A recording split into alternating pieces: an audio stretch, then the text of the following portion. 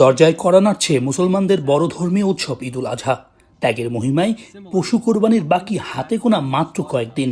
এ অবস্থায় বিশ্বের বিভিন্ন দেশের মতো কানাডায়ও চলছে কোরবানির প্রস্তুতি। যে যেমন লাইক করো তেমনই স্বাদের high five wafer. High five খাও, হাই ফাইভ দাও।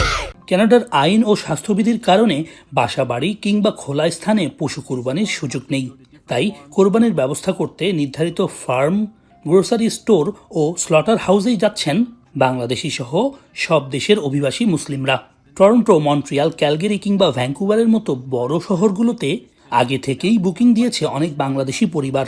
অনলাইনেও গরু বা খাসি পছন্দ করছেন কেউ কেউ। ছোট শহরে থাকে, এরা নিজেরা ফার্মে যেয়ে যদি গরু হয় 7 ভাগে ভাগিদারদের নিয়ে যেয়ে নিজেরাই জবাই করে ওই দিনই মাংস কেটে অনেকে নিয়ে আসে।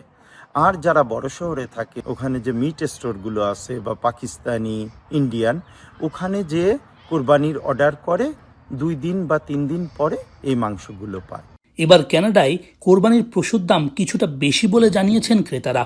আকার ও ওজন ভেদে 3 থেকে 6 হাজার কানাডিয়ান ডলার পর্যন্ত রাখা হচ্ছে একটি গরু, আর ভেড়া বিক্রি হচ্ছে 700 থেকে 1000 ডলারের মধ্যে। খাসি এবং ভেড়ার ওজন আনুমানিক 200 থেকে 300 পাউন্ডের ভিতরে পাওয়া যাবে। ফার্ম ও গ্রোসারি কর্তৃপক্ষ বলছে ঈদ ঘিরে বাড়ছে চাহিদা, তাই পশুর স্বাস্থ্য পরীক্ষা, হালাল জবাই এবং মাংস কাটাকুটি সবকিছুতেই রাখা হচ্ছে বাড়তি নজর। কোরবানির পর মাংস কেটে প্যাকেটজাত করে অনেক ফার্মই সরাসরি বাসায় পৌঁছে দেওয়ার সুবিধা দিচ্ছে। এতে ব্যস্ত জীবনের মধ্যেও স্বস্তিতে ঈদের প্রস্তুতি নিতে পারছেন বাঙালিরা। কোরবানির হাট কিন্তু কোরবানির ঈদের আনন্দের একটা বিশেষ অংশ, কিন্তু সেটা এখানে একটু কম হয়।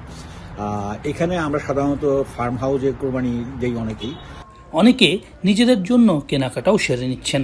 তাদের প্রত্যাশা প্রিয়জন থেকে দূরে থাকলেও আনন্দ ও উৎসবমুখর পরিবেশে উদযাপিত হবে এবারের ঈদুল আজহা। সৈয়দ ইফতেখার, এখন, কানাডা।